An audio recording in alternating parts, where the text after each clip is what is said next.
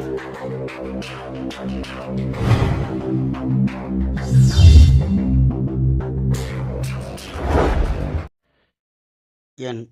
குலதெய்வமான குழுந்தளமனை போற்றி, பெரிய கருப்பணசாமியை போற்றி, அனைவருக்கும் எனது பணிவான வணக்கங்கள்.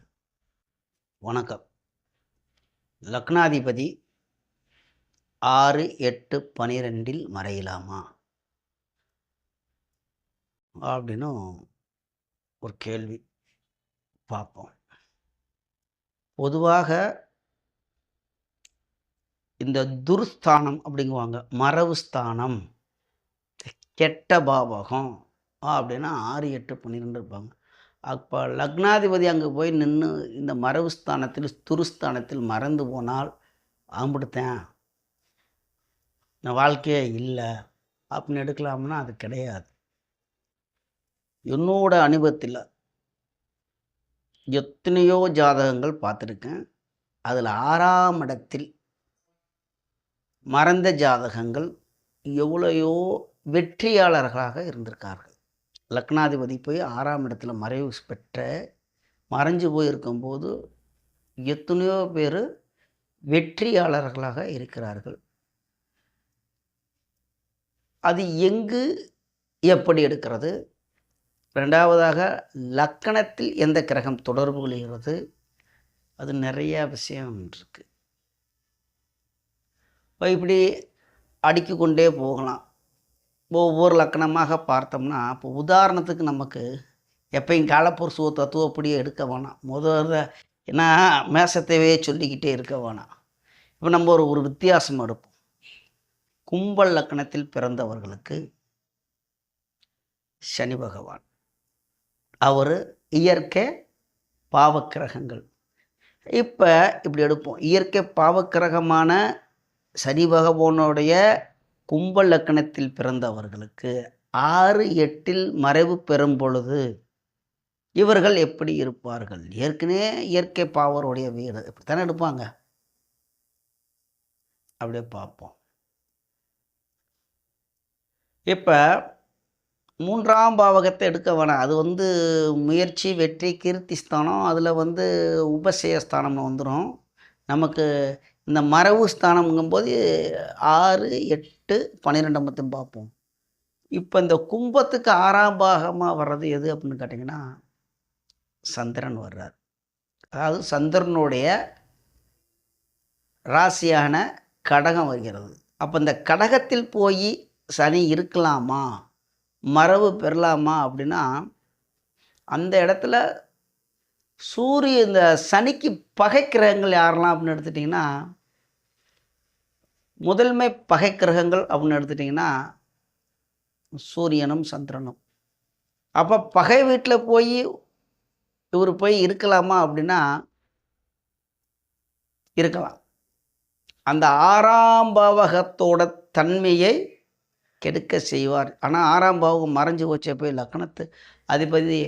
அப்போ அந்த இடத்துல ரோக சத்ருவு ஒரு நோய்வாடுபட்டுல ஒரு நோயாளியால் இருப்பான், குணங்கெட்டவனால் இருப்பான். அதே மாதிரி இவருக்கு எல்லாமே ஒரு தடங்களாகவே ஆகும் அப்படின்னு இருக்கும் சொல்லியிருப்பாங்க. அது அப்படி கிடையாது. லக்கணத்தில் சுபக்கிரகங்கள் இயற்கை சுபரான அல்லது 5ஆம் இடத்துக்கு அதிபதி, 9ஆம் இடத்துக்கு அதிபதிகள் லக்கணத்தோட தொடர்பு கொள்கிறது. இப்போ அங்கே எப்படி இருக்கும் அப்படிங்கும்பொழுது ரொம்ப வலுவாக இருப்பார். இப்போ இந்த லக்கணத்துக்கு 5ஆம் இடத்துக்கு அதிபதி புதன், 9ஆம் இடத்துக்கு அதிபதி சுக்கிரன். சுக்கிரனோ அல்லது புதனோ லக்கணத்தில் இருக்கும்போது வலிமையாக இருக்கிறார். சனி அங்கே 6ஆம் இடத்துல மறைஞ்சு போய் ஒன்றும் கெடுதலும் நடக்காது. சரி, அதே இடத்துல சூரியன் கூட, அந்த சுக்கிரன் கூட சூரியன் இருக்கார். சந்திரன் சிம்ம ராசியாக இருக்கிறார். பௌர்ணமி சந்திரனில் இருக்கிறார். நல்ல பேர் புகழுமா இருப்பார். இப்போ அவர் கருப்பாவாக இருப்பார், ஆள் நல்ல சிகப்பாக இருப்பார். கும்ப லக்கணக்கார். இப்படித்தான் ஒவ்வொரு பாகமாக எடுக்கணும். இப்போ கும்ப லக்கணத்தில் பிறந்தவர்கள் சனி என்றால் கருப்பு, அவன் கருப்பாக இருப்பார், சுருட்ட முடியாக இருப்பார், குள்ளமாக இருப்பார், கண்ணெல்லாம் சிகப்பாக இருக்கும் அப்படின்னு நம்ம இப்படி இப்படி இப்படி பார்த்துக்கிட்டு இருப்போம்.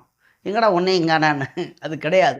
அங்கே லக்கணத்தோட சூரியன் தொடர்பு கொள்கிறார், சுக்கிரன் தொடர்பு கொள்கிறார், அந்த இடத்தில் பௌர்ணமி சந்திரன் தொடர்பு கொள்கிறார். 10ஆவதுக்கு வந்துக்கிட்டு துலாத்தில் இருந்து குரு 5ஆம் பார்வையாக பார்க்கிறார் அல்லது 9ஆம் பார்வையாக பார்க்கிறார். மிதுனத்தில் இருந்து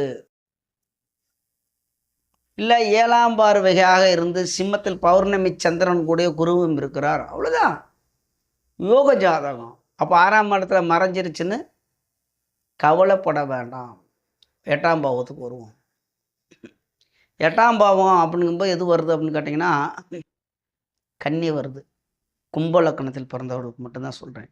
இப்போ கன்னியில் போய் அந்த இடத்துல புதன் இருக்கு, இது சனி கிரகம், சனி பகவான் லக்னாதிபதி இருக்கலாமா? 8ஆம் இடம் இல்லையா, கெட்டுப்போச்சு அப்படின்னா அங்கே ஒரு கெடுதலும் கிடையாது. அது நண்பருடைய வீடு. 8ஆம் பாவத்துக்கு அதிபதி எப்படி இருக்கிறார்? 8ஆம் பாவத்தில் இப்போ 8ஆம் பாவம் கெட்டு போச்சு. 8ஆம் பாவத்தில் சனி இருந்தால் காரக பாவம் நாஸ்தி, ஆயிலு கண்டம், அவ்வளோதான் செத்து போயிடான்னு சொல்லிடலாமா? லக்னாதிபதி கெட்டுட்டார். அப்போ ஆயுளுக்கு காரகனும் 8ஆம் இடத்துல மறைஞ்சு போயிட்டார்.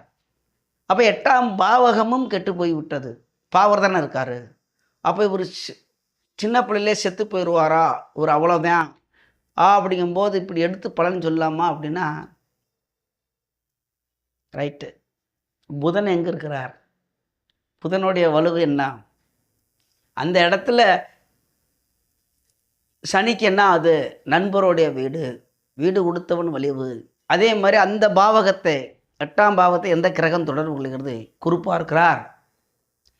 லக்கணத்தில் வலுவாக லக்னாதிபதி தான் கெட்டு போயிட்டார். லக்கணத்தில் ஒரு சுபக்கிரகங்கள் இருக்கிறது. சுபர் பார்வை 5, 9ஆம் இடத்துக்கு அதிபதி அங்கே இருக்கிறார். அப்போ ஆயுள் கெட்டியாக இருக்கிறது. 8ஆம் பாவத்துக்கு அதிபதி வலுவாக இருக்கிறார். இதுதான் ஜோதிடம். அப்போ 6, 8 மறைஞ்சு போன உடனே ஒரு அம்பட்டை தான். அதில் 8ஆம் பாவத்தில் இருக்கேன், அது மறைவு ஸ்தானம்டா, ஜெயில் வாழ்க்கை, அதுவும் இல்லாமல் ஆயுள் கண்டம், இவன் விபத்துக்கு உள்ள பாவகம், அது பரதேசம் இல்லை. 8ஆம் இடங்கிறது அடிதடி, ஜெயிலுக்கு போகிறது, விபத்துக்கு உண்டான பாவகம். இதெல்லாம் கெட்ட பாவங்கள். இப்படி அடிக்கிக்கிட்டே போகலாம். அதில் நல்ல பாவங்கள் இருக்குல்ல. நண்பரோடைய வீட்டில் இருக்கார், ஒரு சுபக்கிரகம் தொடர்பு கொள்கிறது, வெளியூர் போகிறார், வெளிநாட்டில் ஜீவனம் பண்ணுகிறார், திடீர் யோகம் வருது, லாட்ரி சீட்டு யோகம் வருது, ஒரு எதிர்பாராத வருமானம் வருகிறது, இப்படிலாம் எடுக்கலாம்ல. இப்படி நிறையா ஜோதிடம் அப்படின்னா ஒரு கடல். இதை ஒரு வீடியோவிலையோ நான் ஒரு 10-15 நிமிஷத்தில் போடுற வீடியோவிலே விரிவாக போட முடியாது. இப்போ நான் பாருங்கள், ஒரு லக்கணத்தை பற்றி பேசிகிட்டு இருக்கும்போதே இப்போயே 8 நிமிஷத்துக்கு மேலே ஆயிடுச்சு. அப்போ ஒவ்வொரு லக்கணமாக இப்படி போடும்போது எங்கே ஓடி போயிடும்? 12 லக்கணம். நிறைய விஷயங்கள் பார்க்கணும். ஒன்று உதாரணத்துக்கு தான் சொல்கிறேன், ஏன்னா பாவருடைய லக்கணமாக எடுத்திருக்கேன். அடுத்து இப்போ 12ஆம் இடத்தில் மறைகிறார். கும்ப லக்கணத்தை பற்றி தான் பேசிக்கிட்டு இருக்கோம். அப்போ 12ஆம் இடத்தில் சனி அங்கே இருக்கும்போது மறைவா அப்படின்னா மறைவே கிடையாது. அவருக்கு அது மறைவே கிடையாது. காரணம், அங்கு சனி ஆட்சியாக இருக்கிறார், லக்னாதிபதி ஆட்சியாக இருக்கிறார்.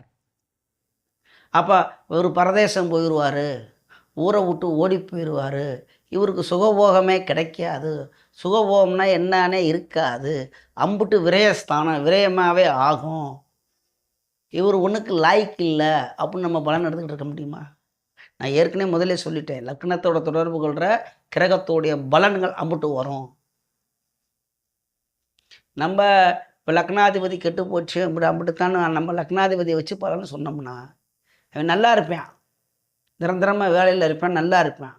ஒவ்வொரு பாவத்தையும் பார்க்கணும். லக்கணத்தை எடுத்துட்டோம்னா அடுத்து ஒவ்வொரு பாவகம் ஒவ்வொரு கிரகத்தோடைய வலுவும் பார்க்கணும். பலன் கண்ணை மூடிக்கு நம்ம மாட்டில் 6ஆம் இடத்துல மறைஞ்சு போச்சியா போயா அம்பிடுத்தேன், 8ஆம் இடத்துல மறைஞ்சு போச்சியா அம்பிடுத்தேன். இந்த ஜாதகம் லக்னாதிபதி 8ஆம் இடத்துல போய் மறையலாமே ஐயா, அதுவும் சனி போய் மறையுது. அதுதான் இப்போ சனி எடுத்தோம். அது எந்த கிரகத்தை எடுத்தாலும் நம்ம அது ஆட்டோமேட்டிக் வந்துடும். ஆயிலுக்காரங்க போய் மறைஞ்சு போயிட்டாயா அம்பிடுத்தாயா. இதுலேயும் ஒரு படி மேலே எங்கேயுமே இந்த ஜாதகம் பார்க்கும்போது இந்த திருமணத்துக்கு தான் வரும். இதில் ஒரு ஆணோட ஜாதகத்தில் இப்படி இருந்துட்டால் போதும், எவனும் பொண்ணு கொடுக்க மாட்டேன். அவன் தான் என்னமோ ஜோதிடத்துலேயே பெரிய மேதை மாதிரியும் யாரையும் வார்த்தை வருது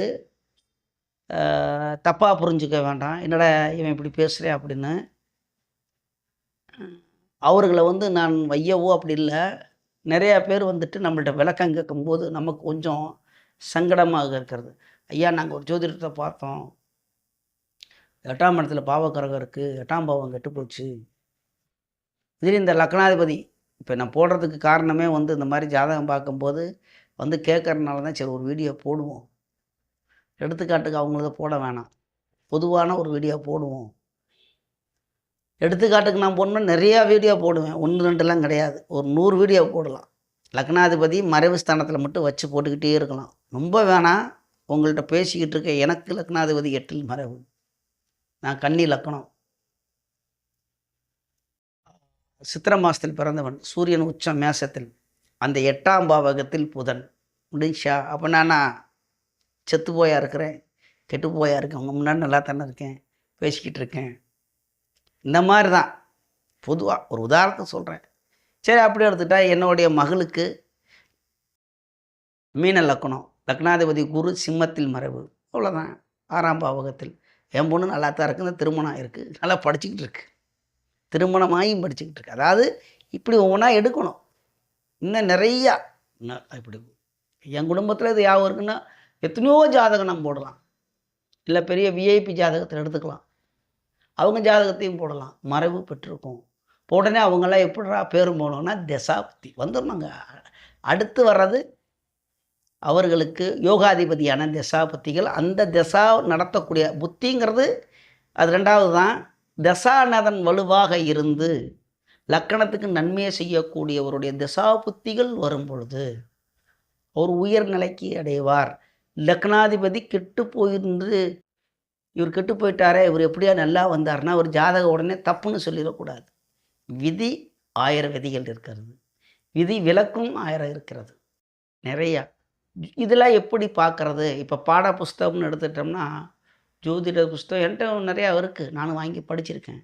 அதிலலாம் 6ஆம் இடத்துல கிரகம் இருந்தால், 8ஆம் இடத்துல இருந்தால், இங்கே 12 இதெல்லாம் தவறாத்தான் எழுதியிருக்கும். ஆனால் அங்கேயுமே நல்லதும் எழுதியிருக்கும். அதாவது ஒரு கிரகம் கெட்டு போய் 6ஆம் பாவத்தில் இருக்கும்போது இப்படிலாம் வரும் அப்படின்னா லக்னாதிபதி வலுவான சிறச்சிருக்கும் பொழுது மாறும் பலன். ஒரு கட்டத்தை வைத்து கொண்டு இது இங்கே இப்படி தான் இருக்குது, இதை மட்டும் பலன் எடுத்துடலாமா அப்படின்னா அந்த தசை புத்தியே வரல, இதை விட பெரிய யோகம். அதை பற்றி ஏங்க சரி 8ஆம் பாவகத்தில் இருக்கிற இந்த கும்பத்தையே வைப்போம், சனி தசையே வந்துருச்சு, 8ஆம் பாவகத்தில் மறைவுதாயா, அப்போ அவர் இங்கே செத்து போயிடுவாரா? இந்த கும்ப லக்கணத்தில் பிறந்தவர்கள் 8ஆம் பாவகத்தில் கன்னியில் சனி இருக்கிறார். சனி தசை நடக்குது 19 வருஷத்துக்கு. அப்போ சனி தசை தொடக்கத்தில் சனி தசை சனி புத்தியில் இவர் மண்டையா போட்டுருவாரா அப்படின்னா ஜோதிட விதி இன்னொன்று இருக்குது. மரபு ஸ்தானாதிபதிகள் மற்றொரு மரபு ஸ்தானத்தில் இருக்கும்போது அது விபரீத யோகம், விபரீத ராஜயோகம். அவருக்கு இந்த சனி லக்னாதிபதி மட்டும் கிடையாது, 2 ஆதிபத்தியம் பெற்ற கிரகங்கள், லக்னாதிபதியும் அவரே, 12ஆம் இடத்துக்கும் அதிபதியும் அவரே. அப்படியே நல்லவனும் நானே, கெட்டவனும் நானே. அப்போ கெட்டவன் கெட்டிடும், கெட்டிடும் ராஜயோகமா. இதே ஜோதிடம் தானே புக்கு தானே சொல்லுது. மரபு ஸ்தானத்தில் மரபு ஸ்தானத்துக்கு அதிபதி மற்றொரு மரபு ஸ்தானத்தில் இருக்கும் பொழுது ராஜயோகம். அப்போ அந்த அடிப்படையில் சனிதச யோகத்தை கொடுக்கணும்ல. 8ஆம் பாவகம் வெளியூர் வெளிநாடு போவாரானா அந்த இடத்துல குரு பார்க்குறார். அந்த இடத்துல லக்னாதிபதியே, அந்த லக்னாதிபதி கூட புதன் உச்சமாக இருக்கிறார். கன்னியிலே வெளியூர் தான், வெளிநாடு தான், அருமை தான், அருமையான வேலை கிடைக்குது, அப்படி எடுத்து பலன் சொல்கிறது. அந்த இடத்தில் குரு தொடர்பு கொள்கிறார் லக்கணத்தை. அதாவது 8ஆம் பாவகத்தில் 8ஆம் பாவகத்துக்கு அதிபதி உச்சம் பெற்று அவர் கூட சனி சேருகிறார். லக்கணத்தை குரு பார்க்கிறார். அதே மாதிரி அங்கே சிம்மத்தில் சுக்கிரன் இருந்து 7ஆம் பார்வையாக கும்பத்தை பார்க்கிறார். அவ்வளோதான். அருமையான மனைவி, வெளிநாடு வாழ்க்கை, சூப்பர். இப்படி ஒரு உதாரணத்துக்கு தான், ஒரு லக்கணத்தை பற்றி பேசும்போதே எனக்கு ஒரு டைம் ஆகுது. நான் கூட அடுத்து மற்ற லக்கணத்தை பற்றி பேசலாம் அப்படின்னா நிறையா போடணும். நாளாகட்டும், ஒவ்வொரு லக்கணத்தை பற்றி கூட இப்படி பார்ப்போம். இந்த லக்கணத்துக்கு கிரகங்கள் இங்கே இருக்கும் பொழுது இருக்குது. அந்த பாவக இப்போ அப்படியே எடுத்துருவோம். இந்த கும்பத்தை பேசும்போது அதுக்கு ரொம்ப எதிரியான கடகத்துக்கு சிம்மத்துக்கு உள்ளது. இப்போ கும்பத்திலே சூரியன் போய், சூரியன் கும்பத்தில் இருக்கும்போது 7ஆம் பாவத்தில் தான் இருக்கிறாரு. மகரத்தில் சூரியன் 6ஆம் பாவத்தில் போய் மறையலாமா அப்படின்னா அந்த இடத்துல மறைஞ்சிட்டு போட்டோம், இருக்கட்டும். அப்படியே சந்திரனை தூக்கி கடகத்தில் போடுங்க. பௌர்ணமி சந்திரன் ஆட்சி பச்சை சந்திரன் பார்க்குறார். 6ஆம் பாவம் வலுக்கப்பட்டுருது. லக்னாதிபதி வலுவாக இருக்கிறார். ஒளி பூர்ந்த சந்திரன் பார்க்கிறார். லக்கணத்திலே மற்றொரு சிவப்ப கிரகங்கள் தொடர்பு கொள்கிறது.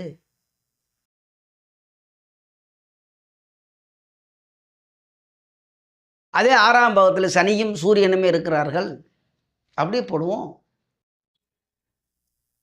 அது பாதிக்குமா அப்படின்னா பாதிக்காது. நிரந்தர வேலையை கொடுக்கும். 6ஆம் பாவகத்து அதிபதி ஆட்சியாக இருக்கிறார் சனி. அவ்வளோதான். உடனே தந்தைக்கு மகனுக்கு அங்கே பிரிவு வாய்ப்பு வரும். அடிச்சுக்கிட்டு மல்லு கட்டு வாங்கின பலன் எடுக்கலாம் அப்படின்னா கிடையாது. சோதிடம் பல கோணத்தில் பார்க்கணும். இப்போ சூரியனும் சனியும் ஒரு பாவகத்தில் எங்கேயோ டாபிக் போது இருந்தாலும் சொல்லித்தாகணும். இனவு வரும்பொழுது தந்தை மகனுக்கு ஆகாது. தந்தை மகனுக்கு கண்டம் ஏற்படலாம், அல்லது தந்தைக்கு கண்டம் ஏற்படலாம், இல்லாட்டி பிள்ளைக்கு ஏற்படலாம், இல்லாட்டி அப்பனும் பிள்ளையும் அடிச்சுக்கிட்டு கிடப்பாங்கிறது விதி சொல்லியிருக்கு, எழுதப்பட்டுள்ளது. அங்கே ஆட்சியாக இருக்கிறார்களா, இயற்கை சுபக்கிரகங்கள், நைசரிக்க சுபக்கிரகங்கள் தொடர்பு கொள்கிறார்களா, எவ்வளோ விஷயங்கள் பார்க்கணும். அப்போ பலன் எடுக்கும் போது இவ்வளோ விஷயம் பார்த்து தான் பலன் எடுக்கணும்.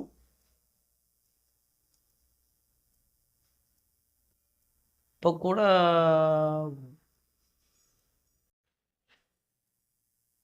பார்க்குறேன், ஒரு 2007 பிறந்த, மதுரையில் பிறந்த ஜாதகருக்கு அது வேணால் போகலாம். அதெல்லாம் போனால் டைம் ஆயிடும். ஒருத்தருக்கு வந்து லக்னாதிபதி குரு, தனுசு லக்னம், 12ஆம் வீட்டில் மறைவு, வக்ரமும் விட்டு இப்போ தசை நடக்குது. அவர் எப்படி இருக்கணும்? உடனே கெட்டு போயிடுவாரா அப்படின்னா நல்லா தான் இருக்கிறார். வெளியில் போய் படிக்க போகிறார். அவ்வளோதான். ஜோதிடம் அப்படியே எளிமையாக இப்படி எடுத்துக்கிட்டே இருக்கலாம். எந்த பாவகம், ஒரு கிரகம் லக்னாதிபதி போய் மறைவு ஸ்தானத்தில் போய் மறைஞ்சு விட்டால் அது அம்பிட்டுத்தான் அப்படின்னு ஒதுக்குறாருன்னா அவருக்கு ஜோதிடம் அவ்வளோக்காக இல்லைன்னு அர்த்தம். இல்லை நம்ம ஜோதிடர் அவருக்கு தெரிஞ்சுன்னா லக்னமும் கெட்டு லக்னாதிபதியும் கெட்டு அதோடைய தசாபுத்திகள் பாவத்தோடு இருக்கும்போது ஐயா எங்கே போயிட்டு காரியங்களில் பேசாமல் அவருக்கு சாப்பாடை போடுங்கன்னு சொல்லலாம். ஏதோ பிள்ளைய கொஞ்சம் நாளைக்கு பாருங்கப்பா, அடுத்த தசை வர்ற வரைக்கும் கொஞ்சம் இதாக இருக்குது அப்படி சொல்லலாம். மொத்தமாக ஒன்றுமே கவனிக்காமல் லக்னாதிபதி மட்டும் மறைஞ்சு போயிட்டார், இது ஒன்றுக்கு ஆகாத ஜாதகம்னு ஒதுக்கிறது அது அவ்வளோக்காக நல்லதில்லை. அது என்னுடைய அபிப்பிராயம், என்னுடைய ஒரு கருத்து. ஏன்னா நம்மளும் பல ஜாதகம் பார்க்குறோம், சரிங்களா? இந்த இடத்துல வந்து எந்த ஒரு மற்ற இப்போ நம்ம ஒரு தொழிலில் இருக்கோம், நம்ம தொழிலை சார்ந்த மற்ற ஜோதிடர்களோ மற்றவர்களை குறை சொல்லக்கூடாதான். நான் அந்த இடத்துல குறையாக வைக்கல. அறகுறையாக ஒரு விதியை ஏதாவது படிச்சுட்டு ஜோதிடம் அல்லாதவர்கள், ஜோதிடம் தெரியாதவர்கள் எங்காவது எதுலையாவது ஒரு டைம் எதுக்காக போகிறார்கள், அந்த இடத்துல புக் எடுத்து படிக்கிறார்கள். அவர்கள் பார்க்குற நேரத்தில் ஒரு 8ஆம் பாவம் 6ஆம் பாவம் வந்துடும். அதை படிக்கும்போது தவறாக தான் வரும். அப்போ லக்கணம் கொஞ்சம் அடிப்படை தெரிஞ்சவுடனே அவங்க ஜாதகத்தில் பார்த்தோன்னே அவங்க கிரகம் லக்னாதிபதி மறைஞ்சு போய் விட்டார், நம்ம அம்பிட்டுத்தானே அவங்களாம் மனநோய்பட்டு இருக்கிறது தவறு. பார்க்கணும், ஒவ்வொரு இது உன்னிப்பாக பார்த்து பலன் சொன்னால் சரியாக வரும், நல்லாயிருக்கும். என்னை விட்டு அப்படி பேசிக்கிட்டே போவேன், உங்களுக்கு போர் அடிக்கும். அதனால் உங்களுக்கு சந்தேகங்கள் இருந்தால் தயவு செய்து இந்த கேட்டவங்களே கேட்டுக்கிட்டே அதே ஜாதகத்தை போடாதீங்க. எனக்கு இதாக இருக்குது. புதியவங்க யாராவது என்னோடய வீடியோ பார்க்குறவங்க உங்களுக்கு சந்தேகம் இருந்தால் பிறந்த தேதி, பிறந்த நேரம், ஊரை போட்டு உங்களுடைய கேள்வி கேளுங்க. அதுக்கு நான் பதில் தர்றேன். சரிங்களா? அப்போ நமது யூடியூப் சொந்தங்கள் அனைவருமே யூடியூப் சொந்தங்கள் மட்டும் இல்லை, ஏன்னா நம்ம ஜோதிடராக வந்துட்டோம்னா ஒரு சுயவாதி கிடையாது, பொது நலவாதி. மக்களுக்கு வேண்டி நலன் கருதக்கூடிய ஒரு ஜோதிடரான நான் மக்கள் நலன் கருதிதான் இறைவனோடு பிரார்த்தனை பண்ணணும். அதுதான் முறை. நமது யூடியூப் சொந்தங்கள் அப்படிங்கும்போது அது கொஞ்சம் தவறாகிறது. இன்னும் மாற்றிக்கொள்ளலாம். எல்லா வீடியோவில் அப்படித்தான் வாயில் வருது, இன்னும் மாற்றிக்கொள்ளும். அனைவரும் நன்றாக இருப்பீர்கள், வளமுடன் வாழ்வீர்கள், நோய் நொடி இல்லாமல் எல்லா செல்வம் பெற்று இன்பமாக வாழ்வீர்கள் என்று வாழ்த்தி வணங்குகிறேன். நன்றி, வணக்கம்.